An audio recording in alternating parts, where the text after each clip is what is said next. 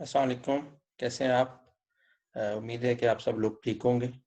ये जो वीडियो है ये लास्ट वीडियो की ही कंटिन्यूशन है। ठीक है, लास्ट वीडियो में हमने डिस्कस किया कि यूरिया क्या है और क्या ये रूमिनेंट्स को खिलाया जा सकता है या नहीं।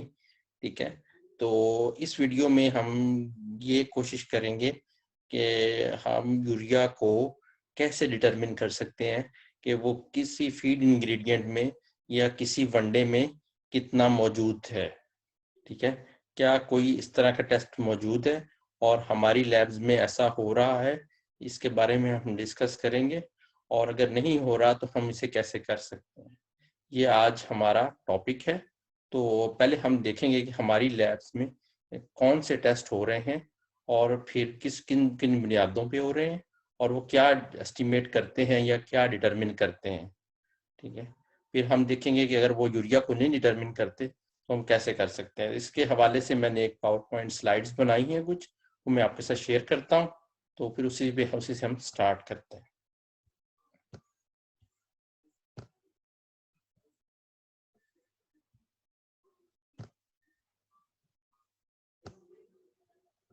ये आज हमारा टॉपिक है कि crude protein, NPN and true protein determination in ruminants.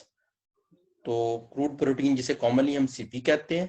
NPN क्या है? एनपीएन नॉन प्रोटीन नाइट्रोजन है जिसको हम यूरिया कहते हैं।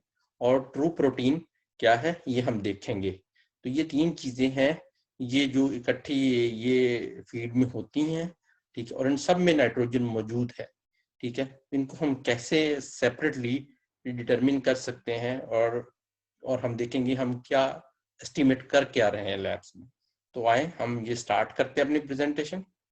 तो जो लैब में हम करंटली डिटरमिन कर रहे हैं वो डेट इज क्रूड प्रोटीन, जिसको हम सीपी कहते हैं। ये आप रूमिनेंट में भी बहुत सुनते होंगे, पोल्ट्री में भी बहुत सुनते होंगे।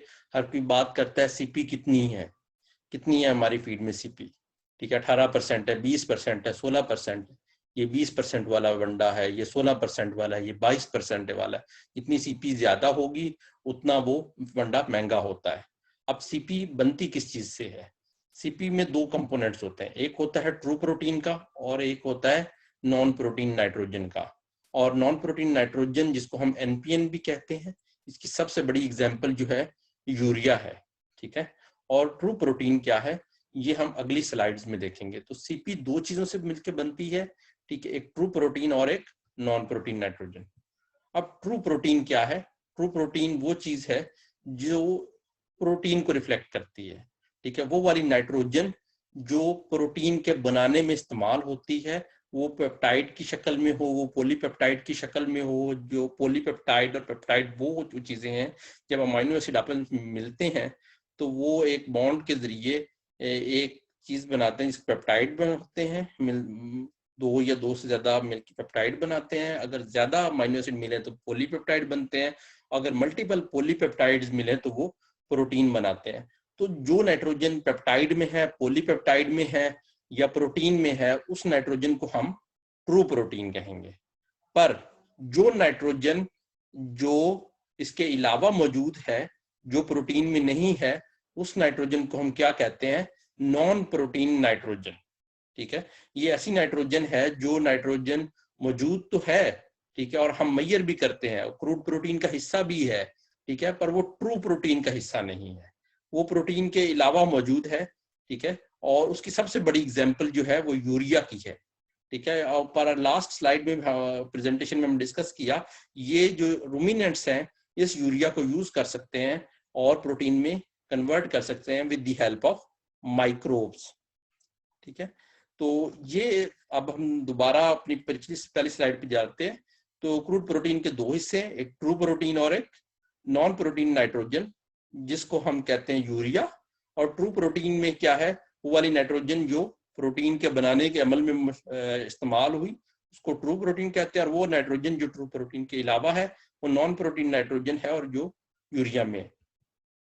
अब हम आगे देखते हैं कि हम जो सीपी है जो मेजर करते हैं, जिसमें ट्रू प्रोटीन भी है और नॉन प्रोटीन नाइट्रोजन भी है, ये किस तरीके से मेजर करते हैं।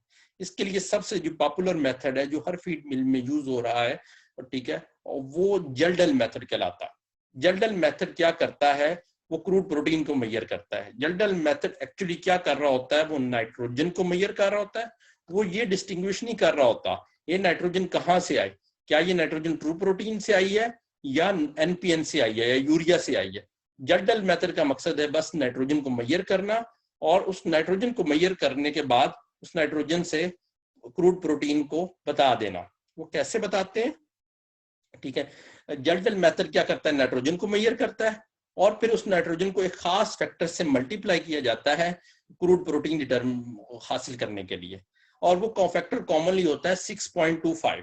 लेट्स सपोज कि एक फीड सैंपल है, एक वंडा है, एक सोयाबीन मील है, एक कनोला मील है, उसमें नाइट्रोजन जो जल्डल मेथड के थ्रू डिटरमिन की गई कि उसमें कह दिया है उसमें 3% नाइट्रोजन है, ठीक है। अब उस 3% को मल्टीप्लाई किया जाएगा 6.25 से, तो वो अगर 3 को हम 6.25 से मल्टीप्लाई करेंगे तो वो हमारे पास आ जाएगा 18.75 सीपी या क्रूड प्रोटीन। अब ये जो सीपी आई है इसके अंदर दोनों चीजें हैं, नाइट्रोजन दोनों सोर्स से आई है, वो क्रूड प्रोटीन, वो ट्रू प्रोटीन के थ्रू भी आई है और एनपीएन के थ्रू भी आई है। अब हमने आगे डिटरमिन करना है कौन सी नाइट्रोजन किधर से आई है, कौन सी नाइट्रोजन जो है वो आई है एनपीएन से आई है और कितनी नाइट्रोजन और है वो जो ट्रू प्रोटीन से आई है। ये हम कैसे डिटरमिन कर सकते हैं, ये जो चीज है ये हमारे करंटली फीड मिल्स में नहीं हो रहा, हमारी इंडस्ट्री में नहीं हो रहा, और इवन के हमारी जो जितनी भी फीड बनती है उस पर लेबल नहीं किया जाता, जो हद तक बहुत जरूरी है। और लास्ट प्रेजेंटेशन में भी मैंने आपके साथ डिस्कस किया, दुनिया में ये रूल है कि वो अपने वनडे के ऊपर लिखते हैं कि कितनी जो नाइट्रोजन जो है वो एनपीएन से आई है, तो उससे उसको आइडिया हो जाता है कि इसने कितनी महंगी चीजें या कितनी सस्ती चीजें इस्तेमाल की हैं, और ये बताना बेहद जरूरी है। तो इसी हवाले से ये जो वीडियो है ये बड़ी वैल्यूएबल है या रेलिवेंट है, ठीक है।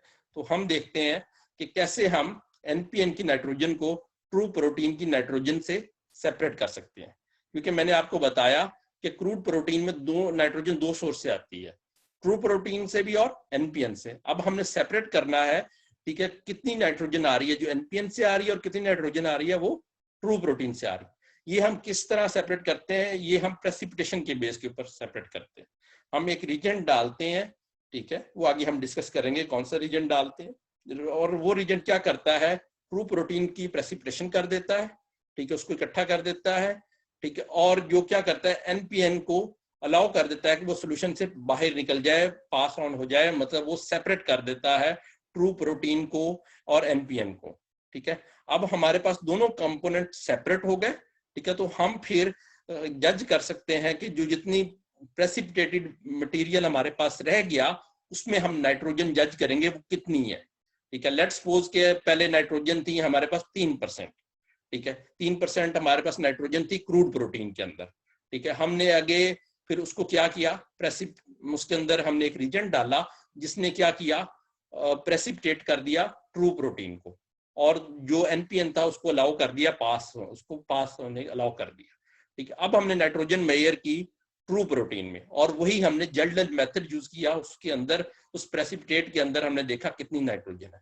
तो पहले जो क्रूड प्रोटीन के अंदर नाइट्रोजन थी 3% थी, अब हमें लेट्स सपोज मिली जो नाइट्रोजन जो है जो उसके अंदर ट्रू प्रोटीन के अंदर जो प्रेसिपिटेट के अंदर जो है वो 2% है।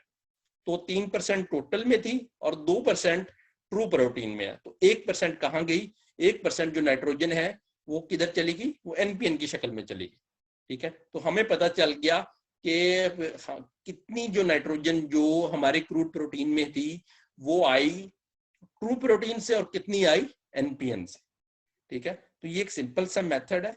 अब इसके लिए प्रेसिपिटेशन के लिए कौन से रिएजेंट्स यूज होते हैं, इसके लिए दो रिएजेंट्स जो हम बहुत कॉमनली यूज होते हैं, एक है टंगस्टिक एसिड और एक है trichloro acetic acid.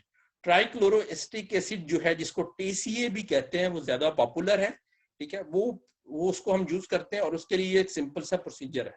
Trichloro acetic acid की एक सोल्यूशन बनानी है आपने, 10% वेट बाय वॉल्यूम, और उसे रेफ्रिजरेटर के अंदर रख देना है। फिर आपने क्या करना है, एक आधा ग्राम जो है सैंपल का लेना है फीड का, और उसे फ्लास्क के अंदर रखना है, और उसके बाद उसमें 50 ml पानी डाल देना है और 30 मिनट के लिए उनको रख देना है। फिर उसके बाद आप क्या करेंगे, 10 ml जो है TCA सोल्यूशन जो आपने पहले बनाई स्टेप 1 में वो ऐड कर देंगे और उसे 20 से 30 मिनट के लिए रख देंगे। फिर उसके बाद क्या करेंगे, अब जो TCA आपने डाला ये क्या करेगा, ये बाइंड कर जाएगा, प्रेसिपिटेट कर देगा ट्रू प्रोटीन को, और जो NPN है वो सेपरेट हो जाएगा। अब आपने दोनों को, प्रेसिपिटेट को और नॉन प्रेसिपिटेट को सेपरेट करना है। वो किस तरह करेंगे, वो आप फिल्टर पेपर से करेंगे। वो आप एक वाटमैन का फिल्टर पेपर लेंगे और वही जो आपके सोल्यूशन जो पहले बनी हुई है, जिसमें TCA भी है, जिसमें NPN भी है, जिसमें ट्रू प्रोटीन भी है, उसको आप वाटमैन फिल्टर से पास करेंगे। जो NPN है वो तो पास हो जाएगा, बाकी जो ट्रू प्रोटीन है वो प्रेसिपिटेट हो चुकी होगी, वो ऊपर रह जाएगी, ठीक है, वाटमैन फिल्टर के ऊपर। अब इसको दोबारा आप वॉश करेंगे ताकि मेक श्योर करेंगे कि सारा का सारा NPN पास हो जाए और सारे का सारा जो है ट्रू प्रोटीन है वो ऊपर रुक जाए, ट्रू प्रोटीन की नाइट्रोजन ऊपर रुक जाए। जब वो ऊपर रुक जाएगी तो फिर आप उसको, जो प्रेसिपिटेट होगा, प्रेसिपिटेट में आप क्या करेंगे, आप मेजर कर लेंगे उसके अंदर नाइट्रोजन, ठीक है। तो वो आपने नाइट्रोजन, जिस तरह आपको पहले एग्जांपल दी, पहले अगर आपने क्रूड प्रोटीन के अंदर किसी फीड सैंपल के अंदर जो नाइट्रोजन थी वो 3% थी, ठीक है, और 3% आपने मेजर की हुई थी और उसको मल्टीप्लाई किया हुआ था 6.25 से, ताकि आपके पास 18% या 19% आ गई, क्रूड प्रोटीन आ गई, ठीक है। अब आपने क्या किया, ये प्रोसीजर अप्लाई किया और उसी जो सैंपल है उसको सेपरेट कर दिया प्रेसिपिटेट और नॉन प्रेसिपिटेट में। अब प्रेसिपिटेट के अंदर क्या आ गया, प्रेसिपिटेट के अंदर आ गया ट्रू प्रोटीन, और जो नीचे वाला जो सोल्यूशन के अंदर चीज चलेगी उसके अंदर क्या आ गया, NPN आ गया। अब अगर आप प्रेसिपिटेट के अंदर नाइट्रोजन मेजर कर लेंगे, वही आप जेल्डल मेथड से मेजर कर लेंगे, तो रिमेनिंग क्या आ जाएगा आपके पास, जो नाइट्रोजन आ जाएगी वो NPN के अंदर से आ जाएगी।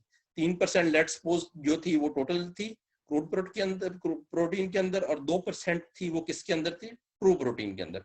अब 3 में से आपने जब 2 माइनस किया तो आपके पास 1% आ गया, और you get to know how much NPN, या कितना यूरिया इस फीड सैंपल के अंदर मौजूद है। एक सिंपल सा प्रोसीजर है जो अप्लाई किया जा सकता है, और ये हमारे फार्मर का एक राइट भी है, और ये काफी सारी इंफॉर्मेशन है जो जरूरत है, और इंशाल्लाह आए दिनों में ये अवेलेबल भी होगी। तो आई होप कि ये हम सब के लिए यूजफुल होगी, ठीक है, और हमारी इंडस्ट्री और ज्यादा ग्रो करेगी। कोई क्वेश्चन हो, कोई हो, तो आप पूछ सकते हैं, कमेंट कर सकते हैं। तो मुझे इजाजत दें, इंशाल्लाह जल्द मिलेंगे अगली वीडियो के अंदर।